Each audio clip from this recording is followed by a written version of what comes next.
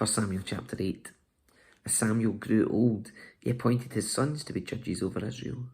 Joel and Abijah, his oldest sons, held court in Beersheba, but they were not like their father, for they were greedy for money. They accepted bribes and perverted justice. Finally, all the elders of Israel met at Ramah to discuss the matter with Samuel. "Look," they told him, "you're now old, and your sons are not like you. Give us a king to judge us like all the other nations have." Samuel was displeased with the request and went to the Lord for guidance. "Do everything they say to you," the Lord replied, "for it's me they're rejecting, not you. They don't want me to be their king any longer. Ever since I brought them from Egypt, they have continually abandoned me and followed other gods.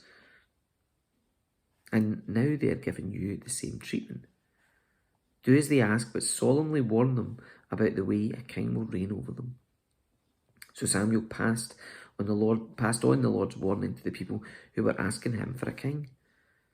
"This is how a king will reign over you," Samuel said. "The king will draft your sons and assign them to his chariots and his charioteers, making them run before his chariots. Some will be generals and captains in the army, some will be forced to plough in his fields and harvest his crops, and some will make his weapons and chariot equipment. The king will take your daughters from you and force them to cook and bake and make perfumes for him.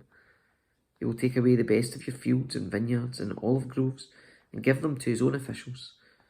He will take 1/10 of your grain and your grape harvest and distribute it among his officers and attendants. He will take your male and female slaves and demand the finest of your cattle and donkeys for his own use. He will demand 1/10 of your flocks, and you will be his slaves. When that day comes, you will beg for relief from this king you're demanding, but then the Lord will not help you."